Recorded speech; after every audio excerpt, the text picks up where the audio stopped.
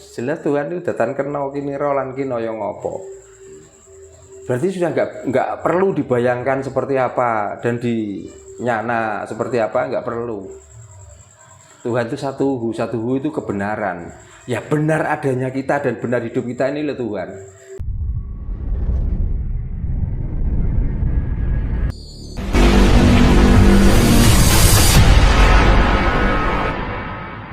Tuhan mau menyampaikan agamanya aja kok nyuruh orang yang namanya nabi.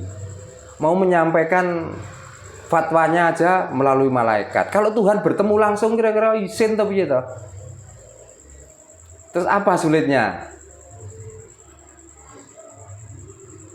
Kalau Tuhan itu menyampaikan langsung ke manusia. Wong membuat aja bisa kok. Wong ilmunya mau disampaikan aja kok. Harus lewat ini, harus lewat itu. Harus ada perantara. Harus ada perantara.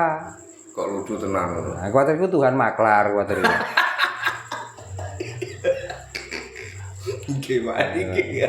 Makanya harus berani itu tadi keluar dari umatnya Nabi Muhammad. Berarti pas Pak G, apa yang diomongkan orang? Menurut saya Mas, belum tentu sesuai dengan yang menyampaikan. Kan ini tadi tentang cerita disampaikan ke saya. Nah, saya disuruh menggarisbawahi.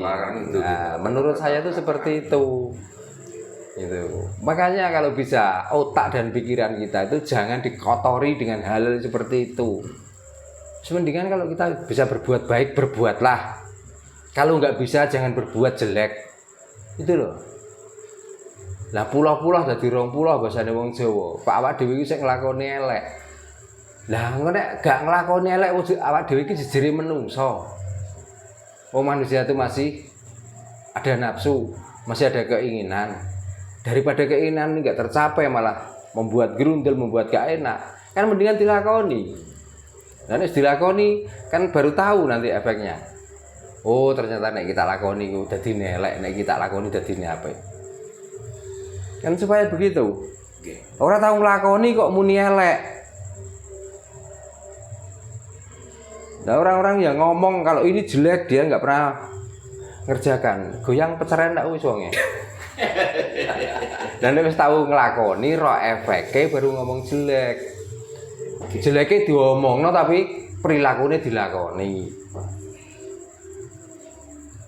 Jadi menurut saya orang yang menyampaikan seperti itu koyoknya benar. Memang begitulah cara kita itu supaya kita itu bukan bertemu, merasakan Tuhan, merasakan keberadaan Tuhan. Karena kalau manusia kok bisa ketemu Tuhan, berarti itu bukan manusia, yaitu Tuhan. Makanya ada orang yang mengklaim bahwa dirinya Tuhan bahkan sampai jadi sesembahan sampai sekarang. Ya di pemeluk agama lain kan ada itu. Manusia dituhankan. Tapi ya terserah. Wong itu sesuai dengan perasaannya. Dia merasa Tuhan ya sudah.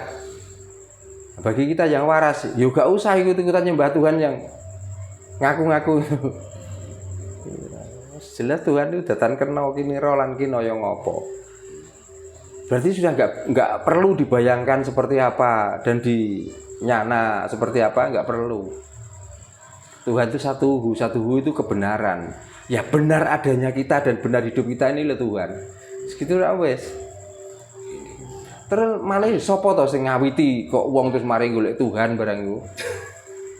Kok terus nah ini lho penyebabnya dari awal manusia itu loh. Wong kan ini nek kurang gawean Mas, terlalu pinter. Akhirnya tambah dadi goblok-gobloke wong. Nah ini ada lagi Pak, yang mungkin nanti Pak Darno bisa meluruskan. Dan ini sendiri juga menjadi pertanyaan dalam benak saya Pak. Terkait katanya Dajjal bahwa yang bisa membunuh Dajjal itu kan hanya Nabi Isa. Katanya kan seperti itu Pak. Nah timbul dalam pikiran saya Pak Darno, jadi ini Nabi Muhammad itu Nabi terakhir gitu. Panutannya mau sak dunia. Lah kenapa sih materi Dajjal kok malah Nabi Isa para Nabi Muhammad? Nah itu loh Pak Darno. Perlu pelurusan Pak Darno. Ini gak usah perlu ngelurus loh Mas, gak usah. Masalahnya gini loh. dari zaman dulu Nggih. pertama kali ada agama yang dibawa ke sini itu ada menceritakan itu. Nah pertanyaannya, Dajjal turun untuk apa? Ya Dajjal turun di bumi Nggih. dan waktu itu di musim Nabi Isa itu kapan pasnya, tahun berapa? Semuanya hanya membicarakan tentang akhir zaman. Nah, orang yang membicarakan akhir zaman dari dulu sampai sekarang zamannya masih utuh. Orang yang bicarakan sudah mati semua. Ini loh masalahnya. Terus kapan ini cerita ini?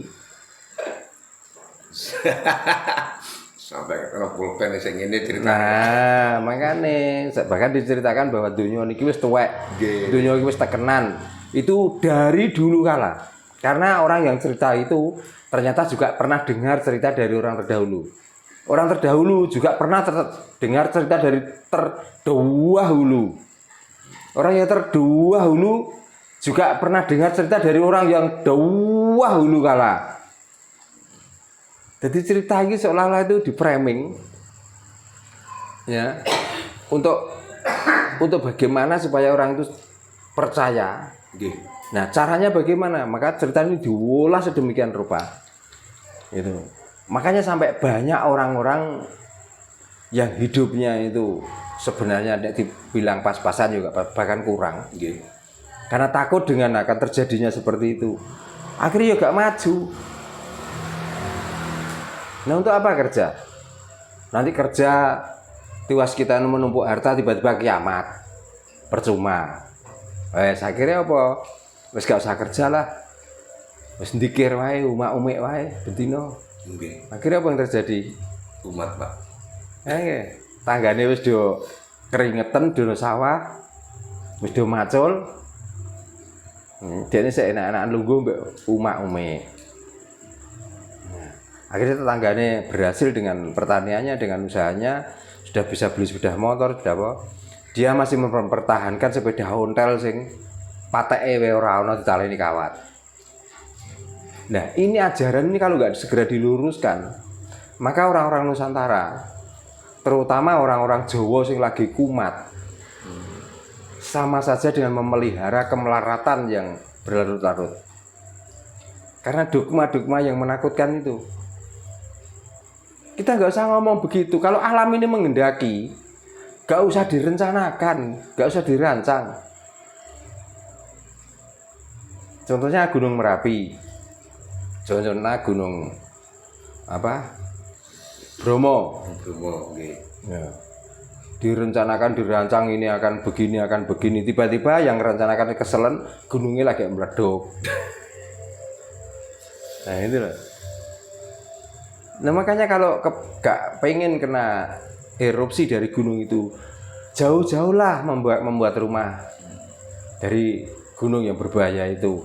Nah sing kono enak toh daripada diruancang. Ya, bahkan ada kasepuan yang membicarakan bahwa wah ini penunggunya murka dan lain sebagainya. Nah waktu meledos kira-kira penunggunya gak melok kobong kira-kira. Paling melaju dhisik, Pak. Jadi alam sudah seperti ini itu nggak usah dirancang-rancang, nggak usah dibicara-bicarakan, ya nggak usah dinyana-nyana. Karena alam begitu mau ada erupsi itu sudah ada pertandanya kok. Diawali dari layar kecil. Nah bersiap-siaplah orang itu, jangan nantang. Itu di laut mau ada gelombang besar itu diawali dengan gelombang yang kecil, yang sangat keras. Lalu kita itu karena sudah percaya dengan Tuhan. Kalau Tuhan tidak menghendaki nggak apa-apa. Nyatanya di pantai mana kemarin berapa orang yang diseret ombak. Nah, itu kan karena kesombongannya. Makanya kalau orang itu diseret ombak berarti dia itu di tepi pantai. Bukan ajab dari Tuhan nggih, Pak nggih. Tuhan kok ngajabi Tuhan capopo. Nah ya makanya Tuhan mengajab itu kebenaran itu loh. Coba kamu jangan di tepi pantai. Gak mungkin kamu diseret ombak. Masa ada orang di atas bukit, di atas gunung terus tiba-tiba diseret ombak. Nah ini loh baru mungkin bisa dikatakan aneh bin ajaib. Yang namanya di dekat api kalau kebakar itu ya wajar. Kita bermain air basah itu ya wajar. Gitu loh. Nah, rata-rata orang yang jadi korban ini kan orang-orang nantang toh. Tapi begitu melihat tanda-tanda alam itu mau